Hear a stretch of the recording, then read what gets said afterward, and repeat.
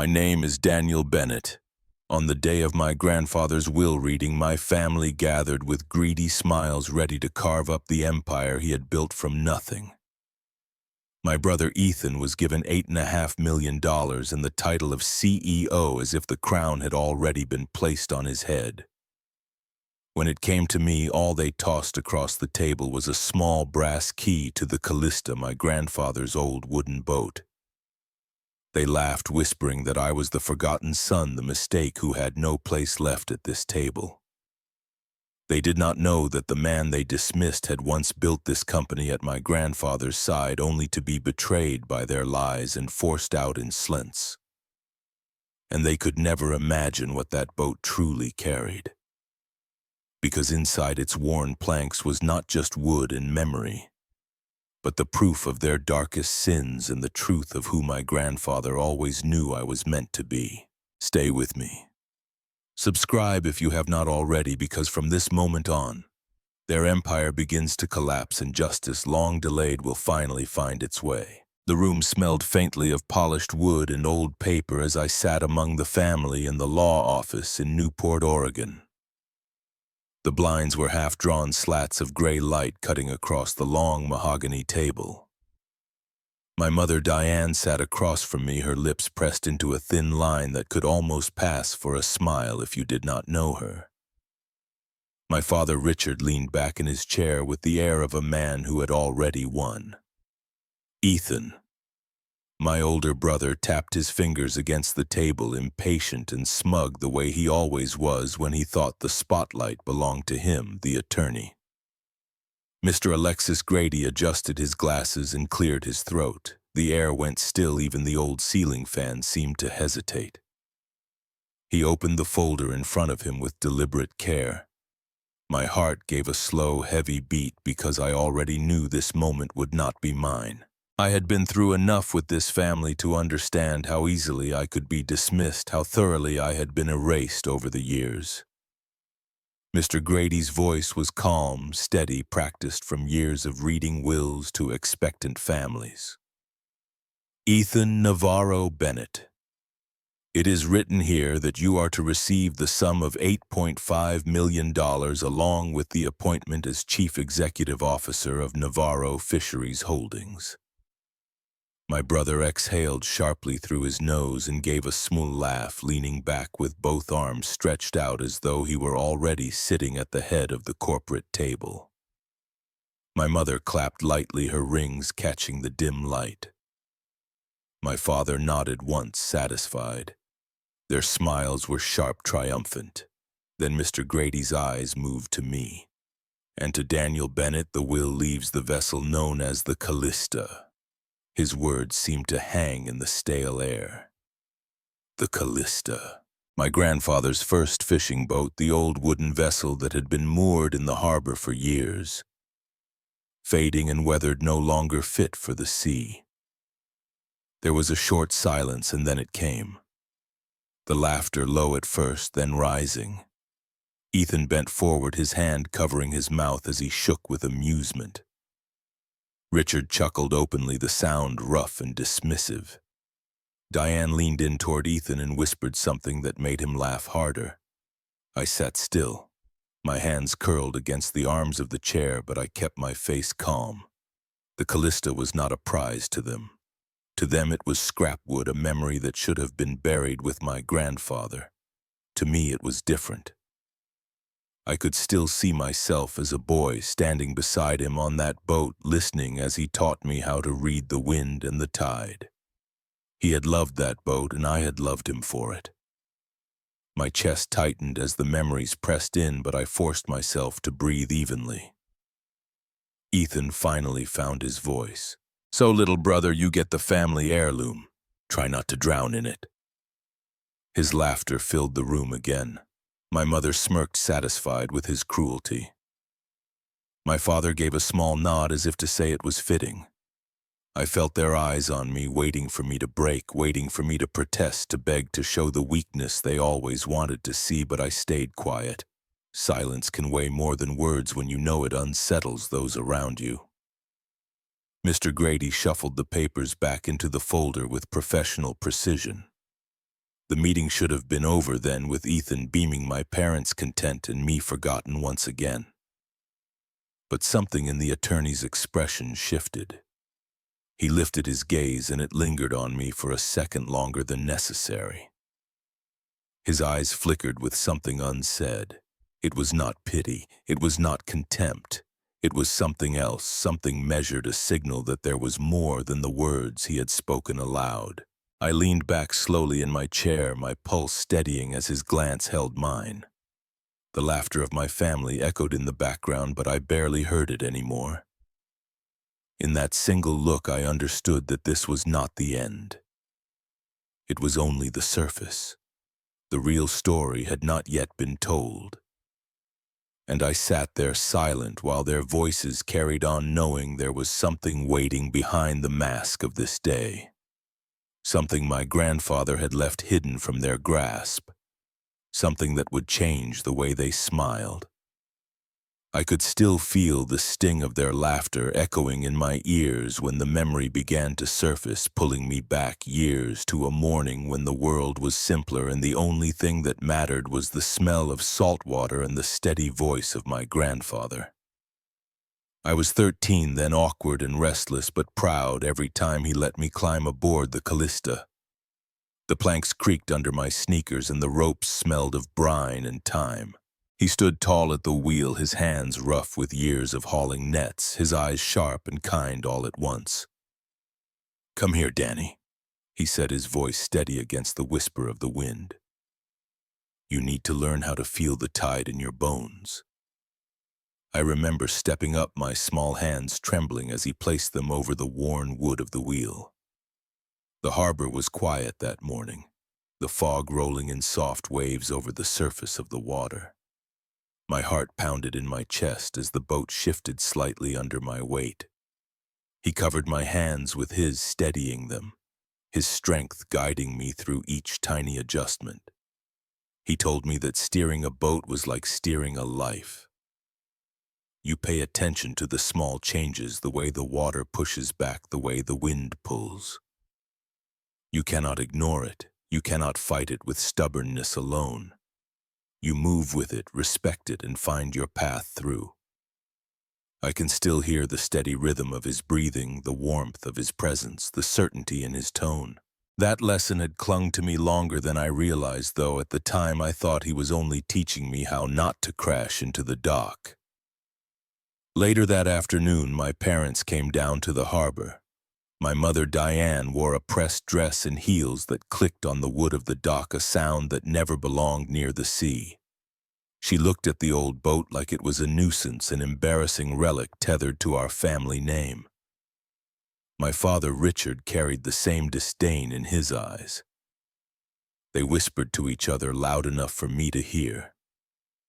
Why does he waste his time with that thing? It should have been stripped for parts years ago. Ethan, who was already taller and stronger than me at 15, laughed and called it Grandpa's junkyard on water. I remember standing there flushed with embarrassment, staring down at the weathered planks under my shoes. My grandfather heard every word, I know he did, but he never snapped back. He never defended himself in anger. Instead, he crouched beside me, his hand resting on my shoulder. "Don't you ever turn your back on this boat, Danny. It is the beginning of everything we have. Without it, there would be no company, no home, no future for them to sneer from." His words struck deep. I looked up into his face, and he was smiling, calm and unshaken. The kind of smile that did not need anyone's approval, that came from knowing the truth while others blinded themselves with pride. That was the moment I first understood that there was something more to the Callista than peeling paint and rusted nails. I could not name it, but I felt it. We took the boat out a little farther that day, just enough to let the harbor fall quiet behind us. He let me guide the wheel again, and the water seemed to come alive under us. The sails flapped, the ropes strained, and for a fleeting moment I felt like I was part of something ancient, something unshakable. He told me that honesty is like the sea. It will not always be calm, but it will always be there. And if you betray it, if you lie to yourself or to others, the current will turn on you and drag you under. That memory clung to me as I sat in that law office years later, my family laughing in the present, while my heart stayed anchored in the past. I could almost hear the gulls, almost smell the salt. I blinked and a tear had slipped free before I could stop it. I pressed my hand quickly against my face, hoping no one noticed, but inside me the warmth of his voice lingered. His smile, the one that never wavered in the face of their mockery, filled my mind. Even now I still did not know what he had meant that day when he spoke of the boat as the beginning. I only knew that it mattered to him more than anything else, and for that reason alone it mattered to me. The laughter in the law office grew faint again as the memory settled into me. My grandfather's smile, patient and certain, rose before me like a beacon through fog. I held on to it with everything I had, not yet knowing what. The Callista still held, not yet knowing how much of his truth had been left behind for me to find. The year 2012 had felt like the peak of everything I had worked for, and then in a matter of days it became the pit I never thought I would crawl out of. I was 30 then, holding the title of Chief Operating Officer at Navarro Fisheries Holdings, carrying my grandfather's trust like a badge. The docks, the warehouses, the fleets of trawlers pulling in tons of catch each season. All of it ran through my desk, and I carried it with pride. For a time I believed I was steering the company into its future. But the walls had been closing in long before I realized. Ethan was circling like a shark, hungry for more than he had earned, and my father Richard had never forgiven me for standing so close to Samuel. Their alliance was not sudden. It was quiet and calculated. I remember the morning the trap finally snapped shut. I walked into my office to find 2 auditors waiting, holding a stack of papers I had never seen before. They laid them down on the desk in front of me, spreadsheets and ledgers that showed mismanaged accounts, missing funds, fabricated invoices. My signature was scribbled in neat blue ink at the bottom of more than one page. My stomach dropped as I looked at them. I had never signed those. I said it aloud, my voice breaking. "This is not mine." But the men only exchanged a look, indifferent and rehearsed. That afternoon I was summoned into the boardroom. Ethan was already there, leaning back with the arrogance of someone who knew how the game would end. My father stood at the head of the table, his expression carved in stone. My mother Diane sat beside him, perfectly still, her eyes cold and unreadable. The auditors repeated their findings, their words echoing against the glass walls. I tried to explain, tried to tell them it was planted, that I had nothing to do with it. No one moved. Finally, Diane spoke. Her voice was steady, almost gentle, and it terrified me more than if she had screamed. "For the sake of the company, Daniel, you need to step aside. This scandal could destroy everything. Do the right thing and resign quietly." Her words hit me harder than any accusation. It was not a request. It was an order dressed as concern. I looked at my father, searching for some sliver of doubt in his eyes, but there was none. He was already convinced, or perhaps he had never needed convincing. Ethan smirked across the table, tapping his pen against the arm of his chair, enjoying every second. I wanted to fight, to throw the papers back in their faces, to shout that they were liars. Instead, I pulled out the only proof I had, a file I had been keeping that showed Ethan's connections to off-book suppliers and questionable deals. As I laid it on the table and opened my mouth to speak, Richard moved faster than I expected. His hand shot forward, and in one brutal motion he snatched the file from me. The slap of the folder against his palm rang in my ears. He leaned down close enough for me to see the deep lines carved into his face, the shadow of stubble on his jaw. And he spoke so low only I could hear. "If you ever breathe a word of this, I will ruin you beyond repair." The room was silent except for the slow rustle of paper as he tucked the file under his arm. Ethan leaned back, grinning. Diane kept her eyes on me, unblinking, cold as the harbor in midwinter. I felt my chest tighten, my throat closing as though the air itself had turned against me. I resigned that night. The announcement was short, a polished statement about stepping down for personal reasons, protecting the reputation of Navarro Fisheries. I remember standing in front of the building afterward, the neon sign glowing against the dark Oregon sky, and feeling like I was watching my own life sink beneath the tide. My colleagues avoided me. The employees whispered, and in the silence of my apartment I could hear only the echo of my father's threat. For years afterward, I carried the weight of that betrayal, the shame of leaving without a fight. They had taken everything from me, my title, my credibility, the family legacy I had been raised to protect, and still I stayed silent because I knew how far they would go if I tried to speak. I never saw that file again. Whatever proof I thought I had was buried as neatly as my career. But the memory of Richard's grip on that folder, the steel in his voice, stayed with me. It was the moment I understood that in this family, truth was not enough. Power was all that mattered. And as I sat years later in that law office, the laughter of my family around me, the image of that night came back sharp and raw. My father's warning, my mother's icy demand, my brother's triumphant smirk. It had been the moment I lost everything. It had also been the moment my grandfather began to see them for what they were. I drove through the narrow streets of Newport with the sound of the gulls chasing me from the harbor. The houses near the waterfront were old and weather-worn, their paint faded by decades of salt and wind.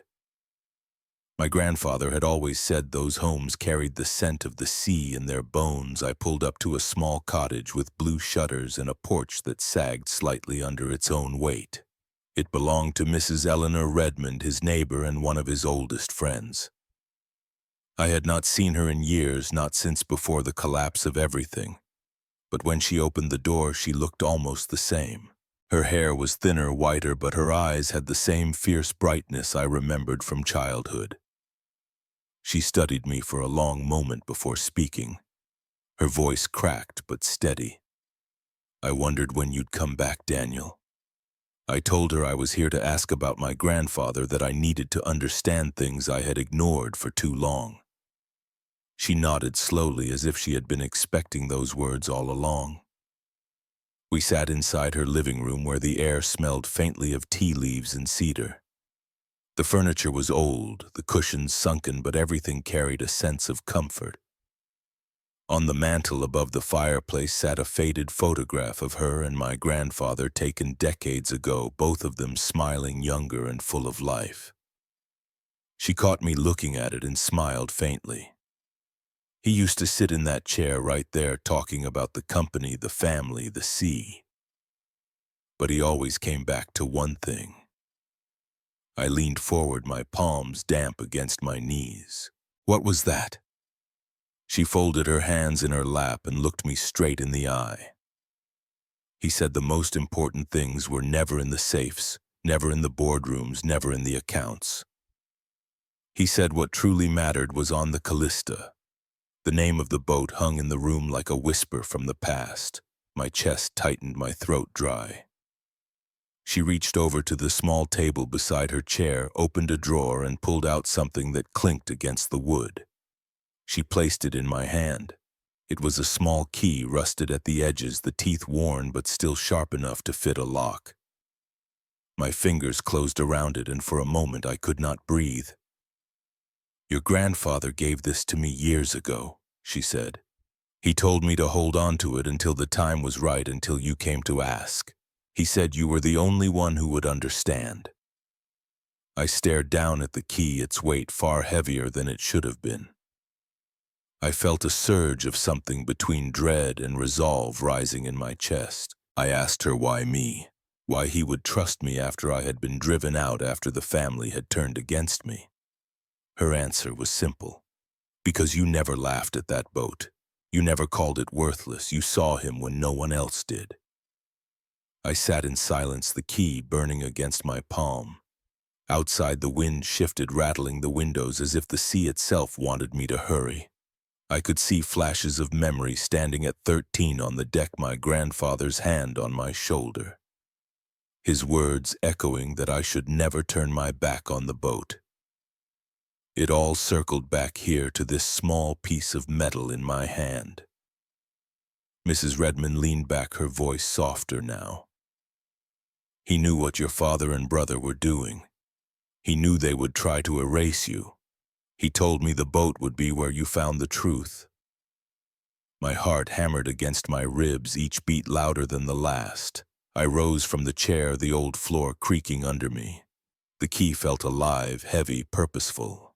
I thanked her, though my voice trembled. She reached out and squeezed my arm, her grip surprisingly strong for her age. Do not waste what he left you, Daniel. He believed in you more than anyone else. I stepped back into the evening air, the sky streaked with orange and violet over the harbor. The wind carried the scent of salt and diesel fuel from the docks, familiar and sharp. I looked down at the key again, its surface catching the last light of the sun. I knew then where I needed to go. The Callista waited, and whatever my grandfather had hidden within it was meant for me alone. The harbor was quiet that night, the tide low and the water slapping softly against the wooden pilings. I walked down the old dock with the key clenched tight in my hand, my breath forming small clouds in the cold air. The Callista sat at the far end, her paint peeling, her hull scarred by decades of storms and salt. But to me, she looked alive. The boat groaned against its ropes as though it recognized me, as though it had been waiting. I stepped aboard the deck, creaking under my weight, the smell of old varnish and brine rising up around me. I ran my hand along the railing, feeling the grooves and cracks worn by years of weather and labor. My grandfather's shadow seemed to linger in every corner, and for a moment I half expected to hear his voice calling me from the wheel. Instead, there was only the wind sighing through the rigging. I took out the key, its metal cool against my palm, and began to search. I had been on this boat 100 times as a boy, but I had never noticed anything more than nets, ropes, and fishing gear. I crouched down near the cabin floor, my fingers running along the boards until I felt something uneven. A small seam in the wood, almost invisible unless you were looking for it. My pulse quickened. I pressed against it, and a hidden panel shifted beneath my hand. The lock was old and rusted, but the key slid in as if it had been waiting for this moment. The mechanism turned with a stubborn click, and the hatch lifted to reveal a narrow compartment beneath the deck. I lowered myself down, the smell of dust and salt thick in the air. In the dim light, I saw a wooden chest, its surface scarred but solid. My hands shook as I pulled it out and placed it on the floor. The lid opened with a groan of hinges. Inside lay a stack of folders bound with twine, a small metal tin that rattled when I lifted it, and beneath them a sealed envelope. My throat tightened as I pulled out the folders. They were full of accounting records, invoices, and ledgers. I flipped through them quickly and saw names I recognized, off-book payments, shell accounts tied to Ethan and my father. Numbers shifted in front of my eyes, proof of years of corruption. The tin contained a USB drive and 2 cassette tapes, each labeled in my grandfather's careful handwriting. I set them aside, my hands trembling. At the bottom of the chest was a document wrapped in plastic. I opened it carefully and felt my breath catch. It was a certificate of ownership, legally binding and signed, transferring 48% of Navarro Fisheries Holdings into my name. My vision blurred as I read the words over and over. This was no token gift. This was control power, the heart of the company he had built. I sat back on the floor of the cabin, the weight of the papers heavy in my lap. My grandfather had not abandoned me. He had not bowed to the family's cruelty. He had seen the truth, and he had left the legacy where it would be safe until I was ready to claim it. With trembling fingers, I tore open the sealed envelope. Inside was a letter in his handwriting, the ink slightly smudged. "My boy, if you are reading this, it means I am gone. They will have given you nothing or something they thought was worthless. But you must understand the future of this company was never meant to be measured in cash or titles. It was meant to be measured in truth. You are the only one who never turned your back on this boat. That is why everything rests with you now." I wiped at my eyes, my throat tight as his words echoed in me. I reached for the USB and found an old laptop stored in the corner of the cabin. The screen flickered to life, and the video began to play. My grandfather sat in his chair, thinner than I remembered, his face lined with age, but his eyes still burning with the same steady fire. "If you are watching this, Daniel, then the time has come." He spoke slowly, his voice rough with illness but clear. "They lied about you. They tried to destroy you, but I know the truth. I have gathered the proof of their theft, their betrayals, their schemes. It is all here." He paused, his breath catching. "The company is yours, not because of blood, but because of loyalty, because you never abandoned the beginning. The only true heir to Navarro Fisheries is the boy who never turned his back on this boat." The screen went dark and I sat there in silence, the sound of the waves against the hull, the only noise in the world. My chest heaved as I tried to take it all in, the anger, the grief, the vindication, all crashing together like a storm. I looked again at the ownership document, the proof of everything hidden for so long, and I realized the will that had been read in that office was nothing more than theater. The real inheritance was here, sealed beneath the deck of the Callista, waiting for me to uncover it. My hands closed around the papers, my grandfather's voice still echoing in my mind. The truth had been buried, but now it was mine to carry, and for the first time in years, I felt the weight of hope pressing against the despair that had haunted me. I climbed back onto the deck, the night air sharp and cold. The harbor lights flickered in the distance and the sea stretched out endless before me. I held the key tight in my fist, the chest at my feet. And I understood that nothing about the family's smiles at that will reading had been real. The real story, the one my grandfather left for me, had only just begun. I spread the documents across the small cabin table, the wood groaning under the weight of everything my grandfather had kept hidden. Pages yellowed with time receipts tucked between ledger sheets, contracts that bore signatures of men who swore they had nothing to do with me. The lamp flickered above, casting shadows that seemed to bend and stretch across the piles as I traced line after line. The numbers told a story, but not one of simple mistakes. It was a story of theft written in quiet increments, a betrayal that had bled the company for years. Invoices showed inflated supplier payments, names I recognized from whispers in back hallways. Harold's name was scrawled in margins, Ethan's initials tucked neatly beside certain approvals. Transfers routed through shell companies I had never heard of, all tied back to accounts offshore. The deeper I went, the more the pattern revealed itself. This had not been sloppiness, it was orchestrated. The cassette tapes hissed when I played them, the voices rough with static but clear enough. My father's voice cut through, sharp and deliberate. "If Daniel keeps pressing, we shut him out. He cannot be trusted to stay silent." Ethan's laughter followed, smug and careless. Harold's words were colder still. "Better to ruin him now than let him take what belongs to us." I sat frozen, my hands gripping the edge of the table as though I might fall into the floor. The USB was worse. It held video files, dimly lit recordings of boardroom meetings I had never been invited to. My father leaning forward, his jaw tight as he spoke of moving money before audits came.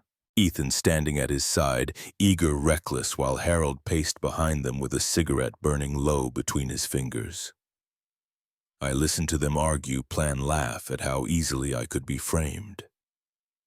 And then I heard my own name repeated like a problem to be solved.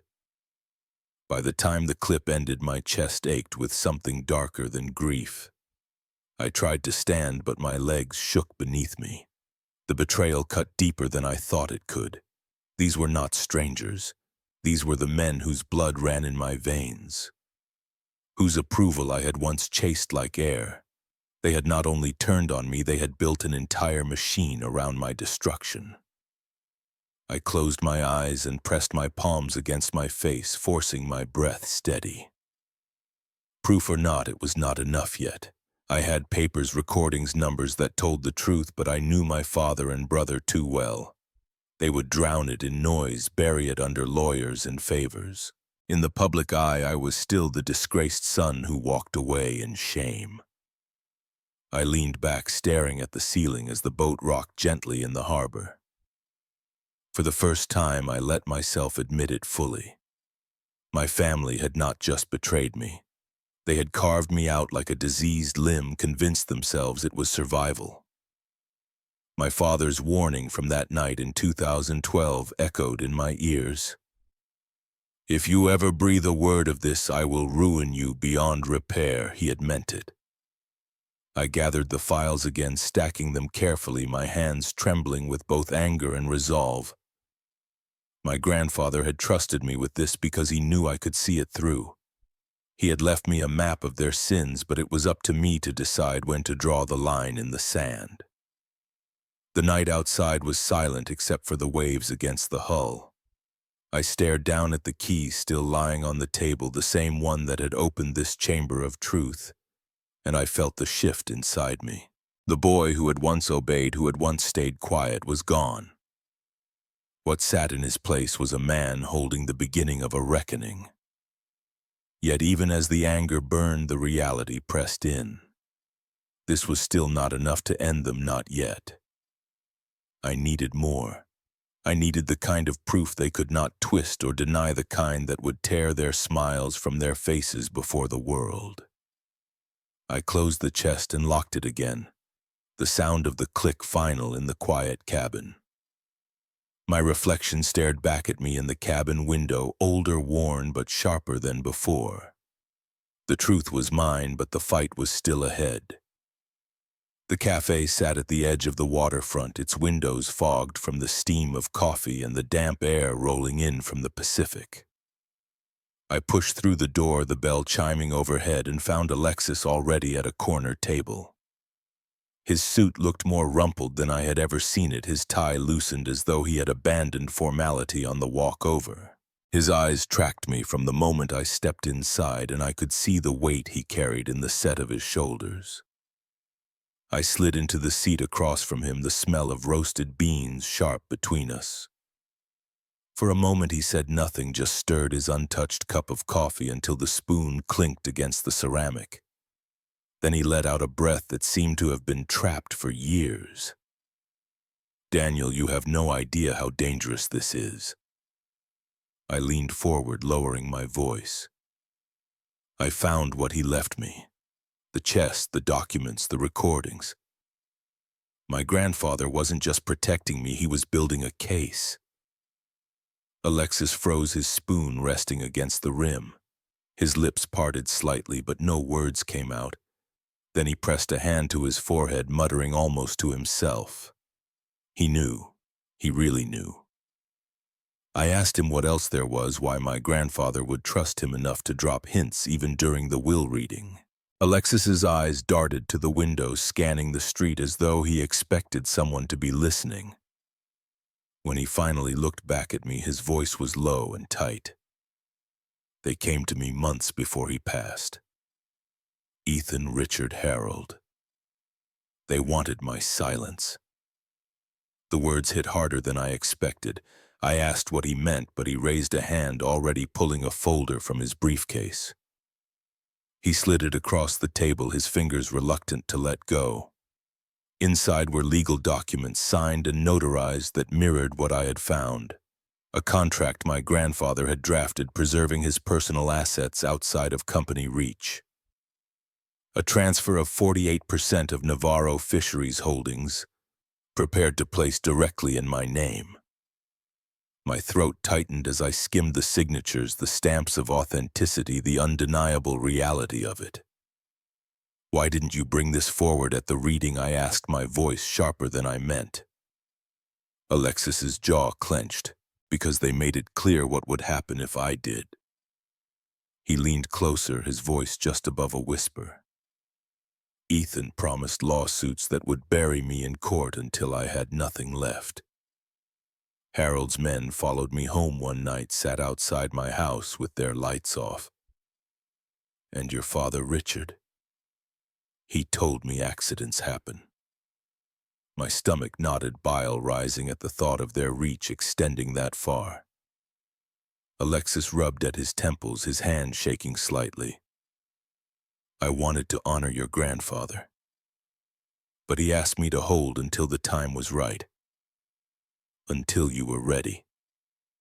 I looked down at the folder again, the legal weight of it crushing me in ways I had not anticipated. This was not just family greed, not just betrayal. This was a fortress built of threats and shadows, and anyone who tried to tear it down would be marked. Alexis's eyes fixed on mine, his voice steady now despite the tremor in his hands. "If you go public with this, you will be sued into the ground. They will smear you in the press. And if none of that works, they will come for you in ways you cannot predict. Do you understand me, Daniel? This is not just business, this is survival." The cafe around us blurred into silence. All I could hear was the thud of my heartbeat and the hiss of the espresso machine in the corner. I thought of my grandfather's face in that video, his voice steady as he named me the heir not by birthright but by loyalty. I thought of the years I had spent in exile watching the company flourish under men who had stolen everything. And I thought of the key still in my pocket, the boat waiting for me at the harbor, holding the truth no one else wanted to face. I forced my voice, calm though it shook around the edges. "I cannot keep this buried. He trusted me, Alexis. He left it all because he knew I would see it through." Alexis's gaze hardened, his fingers curling against the table. "Then be prepared," he said quietly, "because once this begins, there is no turning back." I left the cafe with the folder under my arm, the wind off the ocean colder now, sharper, cutting against my skin. The sky was gray and heavy, the gulls circling low over the docks. I pulled my coat tighter and felt the documents press against my ribs like a second heartbeat. I knew the warning was real. I knew the threats were not empty. But as the tide surged below the pier, I also knew there was no longer a choice. The truth was in my hands, and it demanded a reckoning. I drove inland to Portland that morning, the rain streaking across the windshield in steady lines, my mind turning over every word Alexis had said. I needed someone outside the family, outside the company, someone who could bring light to what had been buried in shadows. That was when I thought of Mason Taylor. Mason had been a friend once back in college before our paths split. He went into journalism, chasing stories no one else would touch, carving a name for himself as an independent voice in a sea of controlled narratives. If there was anyone who might take the truth and hold it steady against the storm, it was him. We met in a diner near the river, a place that smelled of bacon grease and old coffee, where the hum of conversation offered a kind of privacy. Mason slid into the booth across from me, his leather jacket damp from the rain, his notepad already in hand. He listened as I laid it all out, the files, the recordings, the ownership transfer, the words my grandfather had spoken into that camera. His brow furrowed deeper with each detail, his pen scratching notes across the page. When I finished, he leaned back, his expression a mix of disbelief and fascination. "Daniel, if even half of this is true, it is the story of the decade. Navarro Fisheries isn't just a family business, it is a cornerstone of the coast. People will listen, people will care." Relief flickered in me, a small light against the weight pressing on my chest. I handed him copies of the documents, the USB, the recordings. He promised to verify everything, to tread carefully but quickly. I watched him walk out of the diner with the truth in his hands, and for the first time since opening that chest on the Callista, I felt a fragile thread of hope. But hope can be a cruel thing. 3 days later, my phone buzzed with alerts. Mason's name was plastered across headlines, but the story was not mine. The article painted me as a bitter son, desperate for attention, a man spinning tales of hidden inheritances and forged documents. It described me as unstable, clinging to a decaying boat as though it were proof of worth. Every paragraph twisted what I had given him into something ugly, something desperate. The media storm followed fast. Cameras outside my small house, reporters shouting questions through the rain. Did you invent the will? Did you fabricate the documents? Are you blackmailing your family? I slammed the door against their voices, my chest tightening until it hurt to breathe. The phone rang with calls I did not answer, messages I could not read. I sat in the dark that night, the glow of the television showing Ethan's smiling face as he addressed shareholders. He dismissed the rumors with a practiced ease, calling me troubled, calling me a disappointment. Richard stood behind him, solemn and sympathetic, while Harold offered the reassurance of stability. Their lies were seamless, and Mason's betrayal had sealed them as truth.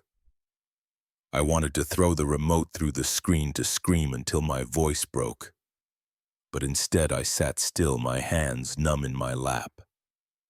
The storm had swallowed me whole, and then in the quiet hours of the morning my phone buzzed again. A message from Mason.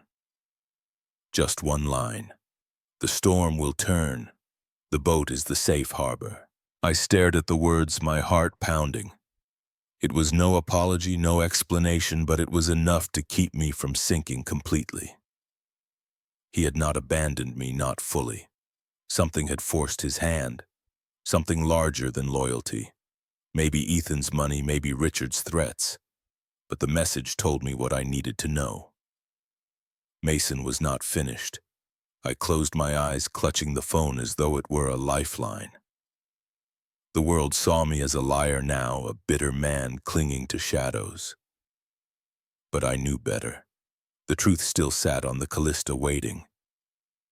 And somewhere inside Mason, the fire we once shared still burned. The storm had not ended me yet. It had only begun to shift. Inside the Bennett estate, the air was heavy with cigar smoke and the smell of brandy left open on the sideboard. I was not there to witness it myself, but word of the clash carried through whispers and second-hand accounts. And I could picture it clearly, the tension that had been simmering for years, finally spilling into the open. Ethan paced across the wide living room, his footsteps loud against the polished hardwood. His face was flushed, his voice sharp as a blade. He waved the latest reports in the air papers that tied the company's questionable accounts to names that mattered. "You did this," he snapped, jabbing a finger at Richard. "You hid the numbers, you signed the books. If the auditors find it, it is your name, not mine." Richard sat slumped in his leather chair, the years of strain carved deep into his face. He tried to steady his voice, but it cracked under the weight. "I did what I had to for all of us. You think you could have kept this empire alive without sacrifices? Without bending the truth when the walls closed in?" Diane hovered near the mantel, her hands wringing the hem of her sweater. Her eyes darted between father and son, searching for words that might calm them. "Enough," she whispered, but her voice was lost in the roar of their anger. Harold, leaning against the doorway with his drink in hand, only shook his head. His tone was cold, detached, as though he had already stepped away. "The walls are closing in, and you two are too busy tearing each other apart to see it. I have no intention of going down with this ship." Richard turned to him, his face reddening. "After all I've covered for you, Harold, after all the deals I kept buried, and this is how you repay me." Harold did not flinch. He set his glass on the table and said simply, "You were the one who held the pen, not me, not Ethan, you." Ethan seized on the words like a weapon.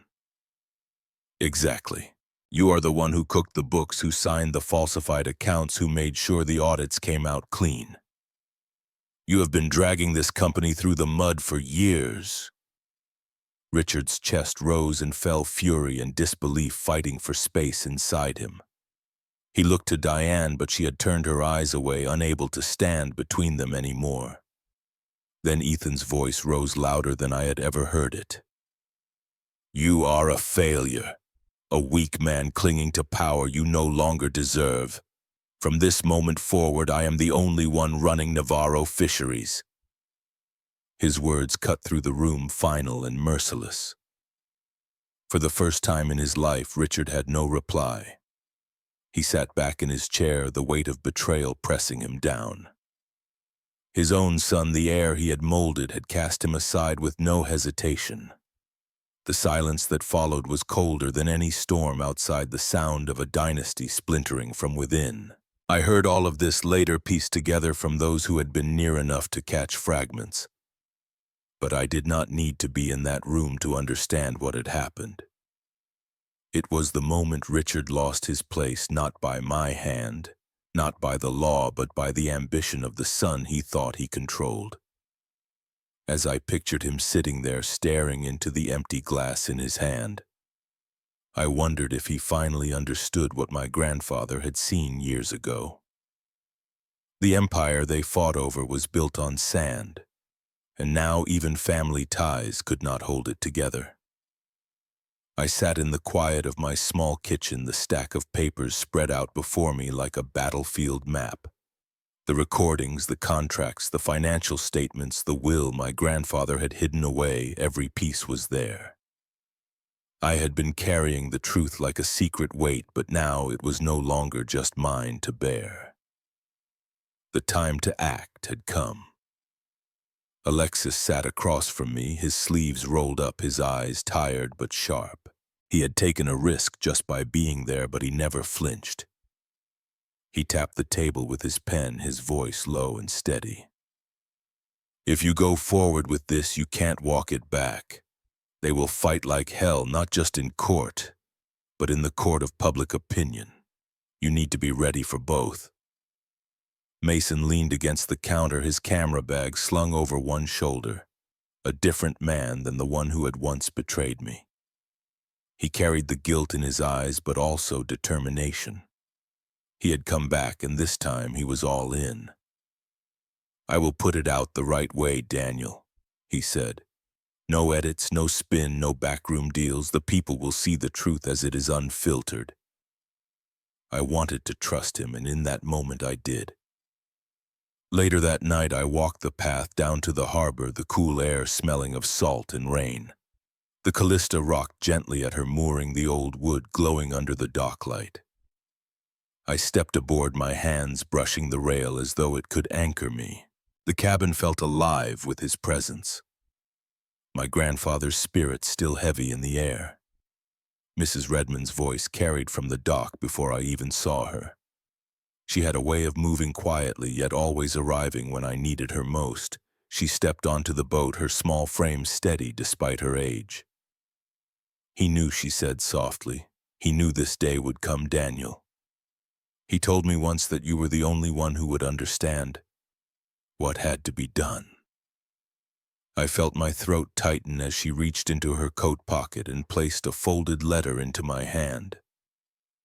The paper was old, the ink faded, but the words were his. He had written it years ago, his handwriting firm even as his health was failing.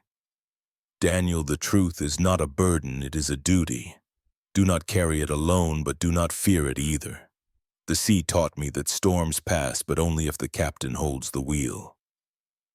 My knees nearly gave way as I read, the tears blurring the words. Mrs. Redmond rested a hand on my shoulder. "You will do what is right. You always have." Back at the house, I played the video again, the one of him sitting in his study, his voice steady and unshaken by the illness that had been taking him. He looked into the camera as though he was looking at me across time. The only heir worthy of this company is the boy who never turned his back on this boat.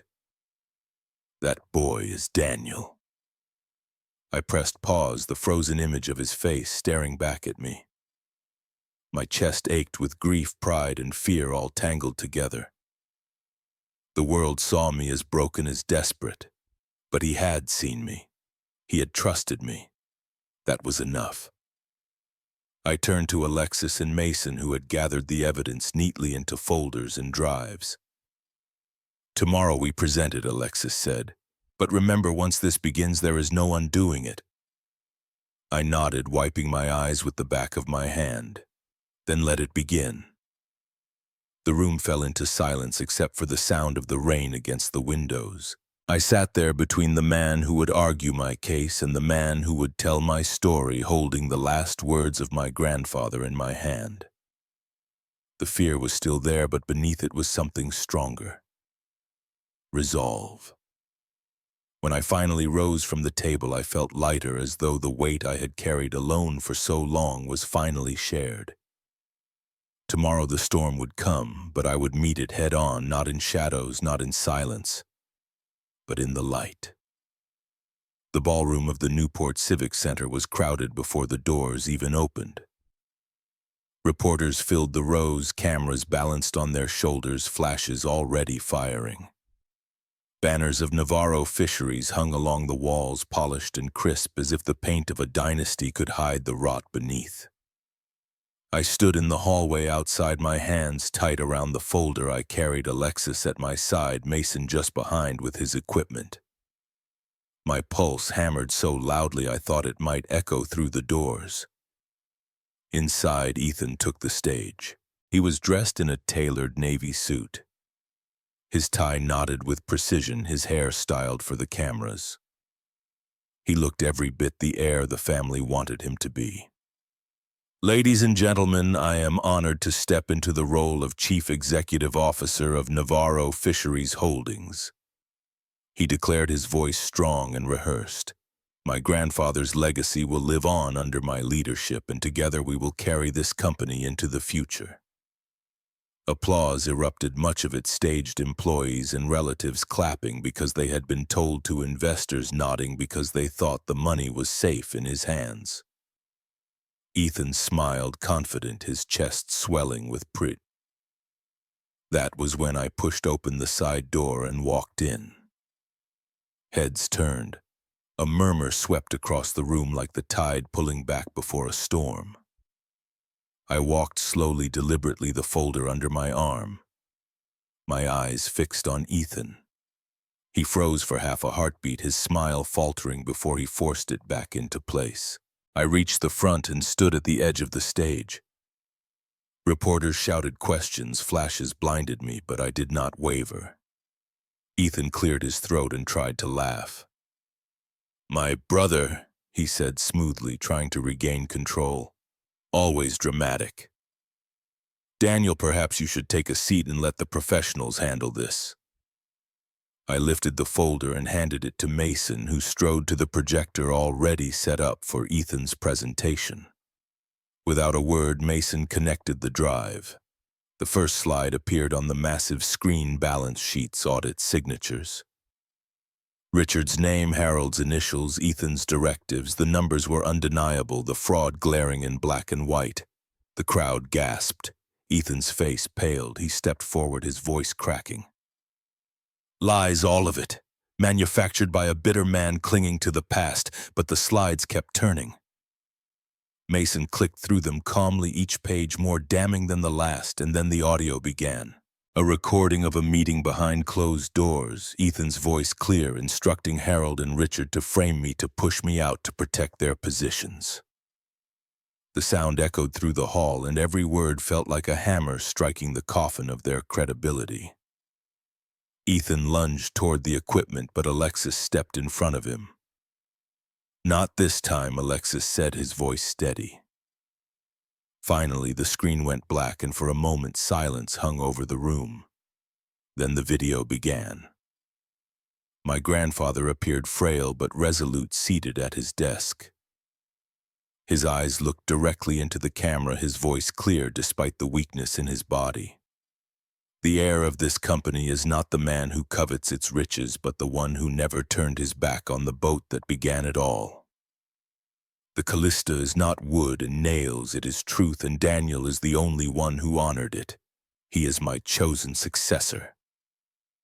The room erupted. Reporters shouted, cameras whirred, the air crackled with disbelief and revelation. Ethan stood frozen, his mouth open, but no words coming. Diane's face twisted in shock, her hands clutching at her necklace. Richard slumped in his chair, his shoulders sagging as if years of deceit had finally crushed him. Harold edged toward the exit, his eyes darting like a cornered animal before he slipped out into the hallway. I stood there, breathing hard, watching their world collapse under the weight of the truth. The faces around me blurred into a storm of light and noise, but I felt a calm inside, a calm born of knowing that at last the lies had been broken open. My grandfather's words still echoed in my ears as the room spun with chaos.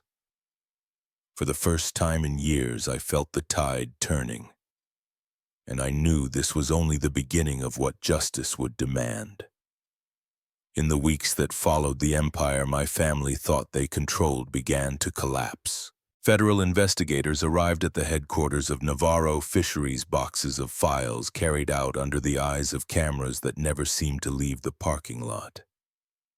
Ethan tried to act composed, giving statements to the press, but his voice trembled and his eyes betrayed panic.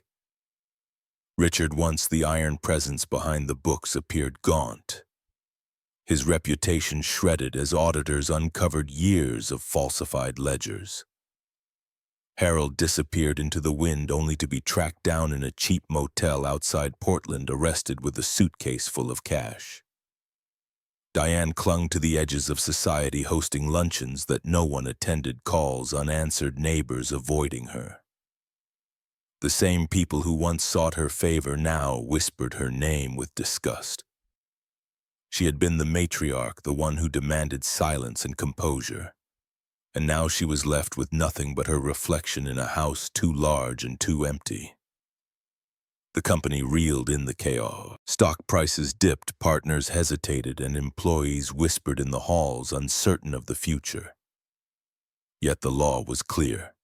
With the documents from my grandfather's hand and the confirmation in his final recording, I stood as the rightful holder of 48% of Navarro Fisheries. I signed the papers that made my position legal, no longer an outcast, but the leader my grandfather had chosen.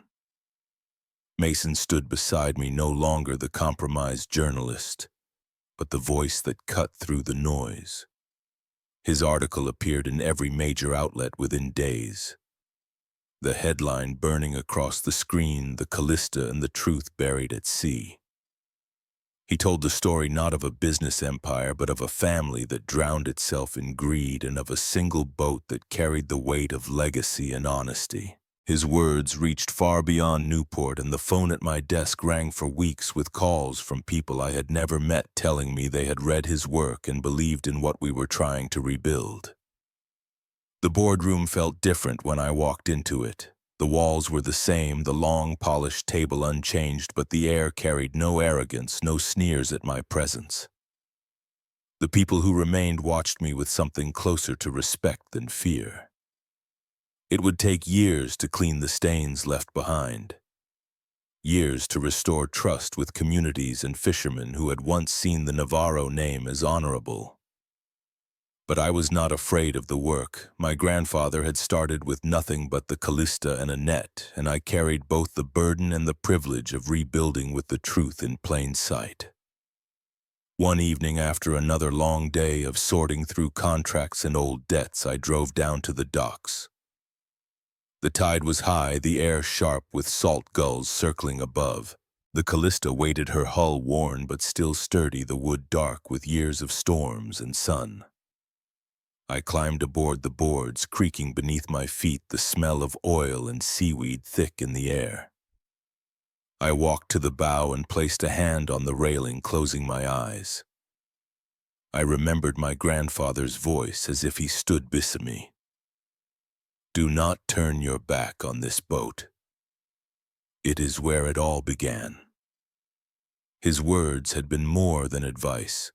They had been a map, a promise, a truth I had carried even when the rest of the family mocked me for it.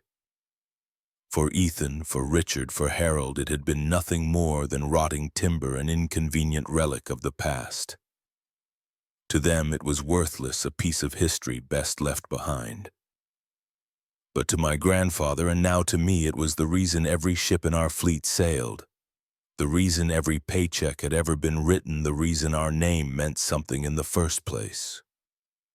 I whispered into the night air, my voice carried on the wind across the water. To them it was only wood. To him it was the reason this entire empire exists. The waves lapped against the hull as if in agreement, the boat rocking gently as though it still breathed with his presence. I stayed there until the stars dotted the sky and the harbor lights blinked in the distance. The future was uncertain, the battles ahead far from finished, but I felt ready.